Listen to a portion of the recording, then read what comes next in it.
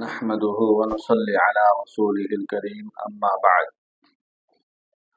فأعوذ بالله من الشيطان الرجيم بسم الله الرحمن الرحيم إن الإنسان خلق عظيم صدق الله مولانا العظيم۔ آج کے اس مختصر سی ویڈیو میں چند باتیں تہذیب اور اخلاق کے مطابق کی جائے گی۔ امید ہے کہ آپ تمام سامعین پسند فرمائیں گے اور اس کو عمل میں لا کر آگے پھیلانے والے بھی بنیں گے۔ شکریہ۔ نمبر 1، اللہ تعالیٰ نظیف ہے، نظافت کو پسند فرماتے ہیں۔ نظیف یعنی بولتے ہیں ایک دم پاک صاف ستھرے۔ اللہ تعالیٰ پاک ہے اور پاکی کو پسند فرماتے ہیں۔ نمبر 2، اللہ تعالیٰ جمیل ہے، جمال کو پسند فرماتے ہیں، یعنی خوبصورتی، اچھی عادات، اچھے اخلاق۔ نمبر 3، پاکی صفائی ایمان کا بڑا حصہ ہے، اس لیے خود کی پاکی اور صفائی گھروں کی اور گھروں کے سامنے کی اور اپنی خاص کر بستی اور گلیوں کی، ہر ایک انسانوں کی اور مسلمانوں کی خاص کر ذمہ داری ہے کہ اپنے گھر کے باہر کی گلیوں کی اور اپنے محلے اور بستیوں کی خوب صفائی کا اہتمام کرے، اس لیے کہ جو صفائی رکھتا ہے ان کو اللہ تعالیٰ جمیل کہتے ہیں، جمیل فرماتے ہیں کہ نظافت کو پسند کرتے ہیں۔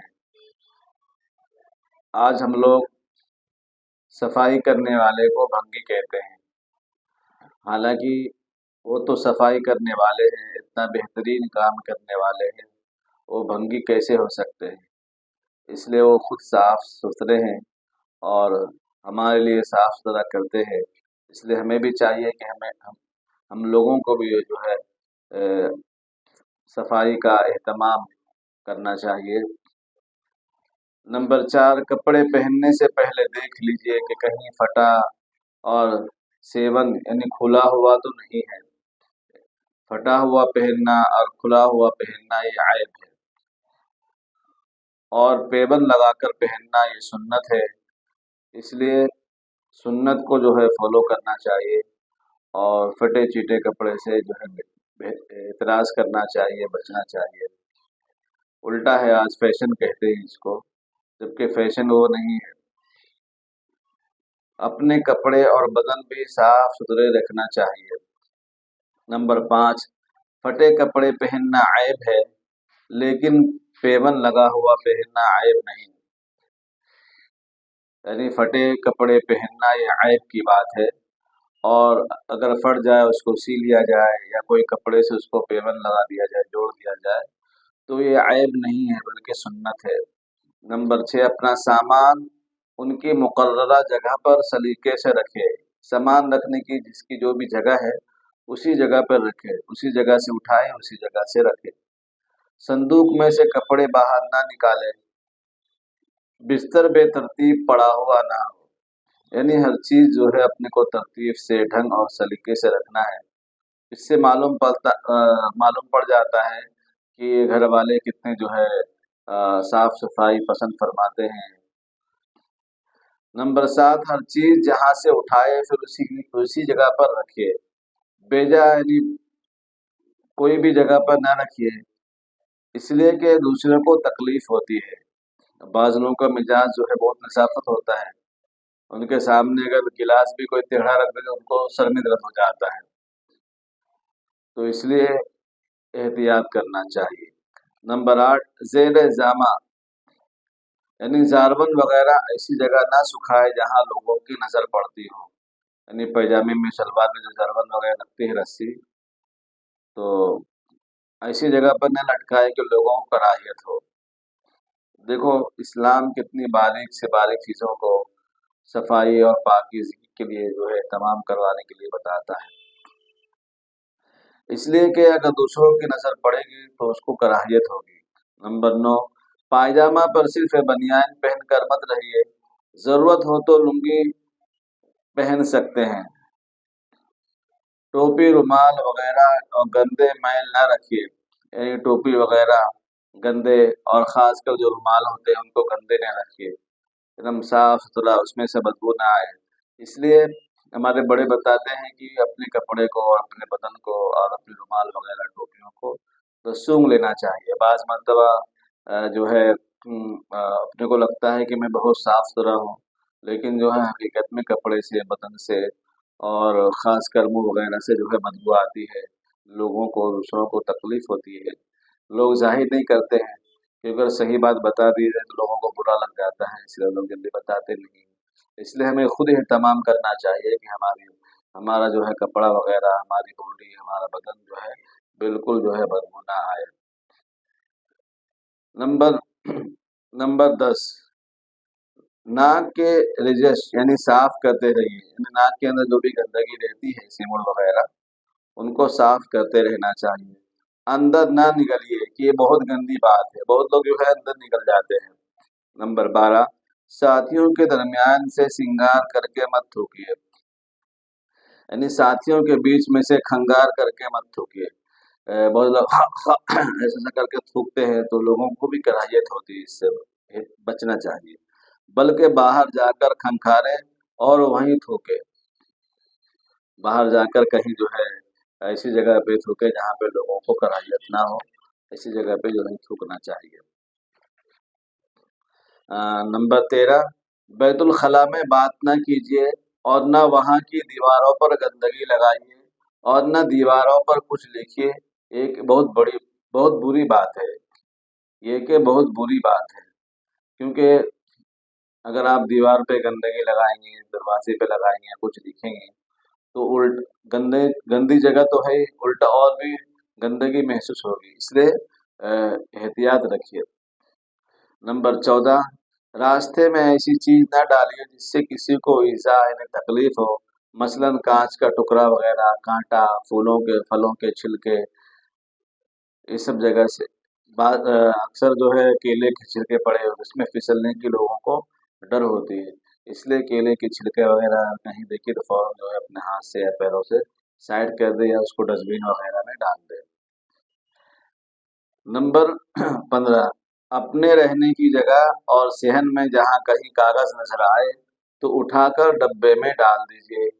کاغذ کا آلہ علم ہے، اس کے ادب سے علم میں برکت ہوگی، کیونکہ ہم اسی سے لکھنا پڑھنا سیکھتے ہیں، قلم ہے، کاغذ ہے، کتاب ہے، کاپی وغیرہ ہے، اس کا اہتمام کریے، اور ان کو جو ہے اگر کہیں جگہ دکھ جائے تو اس کو فوراً اٹھا کے کہیں سیف جگہ پہ رکھ دیجیے تاکہ علم میں برکت ہو۔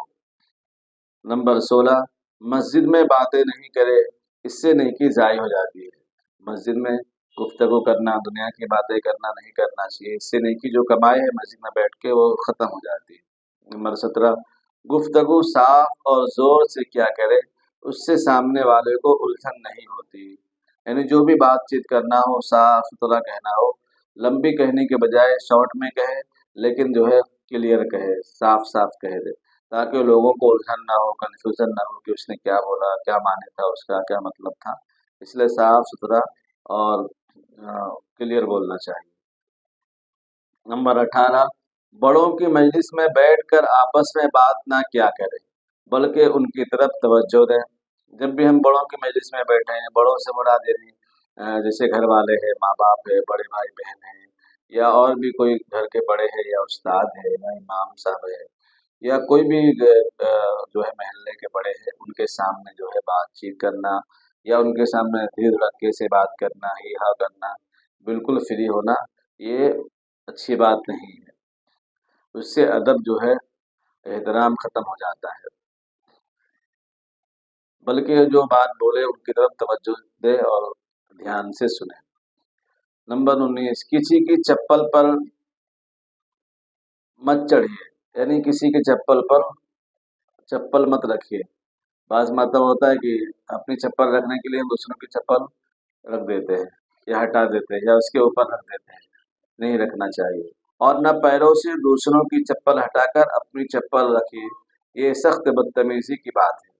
दूसरों का पहले से चप्पल रखा हुआ था, हमने जो है उसको हटा के रख दिए, ये अच्छी बात नहीं है। नंबर 20, और एक बात ध्यान रहे कि जब भी हम चप्पल वगैरह जो है पहनते हैं निकालने के लिए, तो हम जो है झुक के नहीं रखते, बल्कि उसको ऐसे ऊपर से गिरा देते हैं। चप्पल के नीचे जो धूल मिट्टी गंदगी रहती है, वो अगल बगल वाले पहले तो खुद के ऊपर जो है वो गंदगी धूल मिट्टी अपने ऊपर आ जाती है, अपने बदन पे, अपने कपड़े पे, अपने पैर पे आ जाती है, तो खुद गंदे हो गए।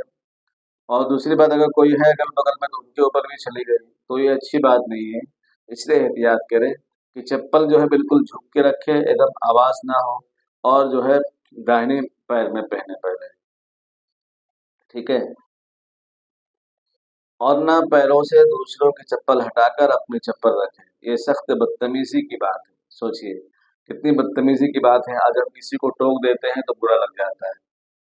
हाँ, बड़े आए सिखाने के लिए।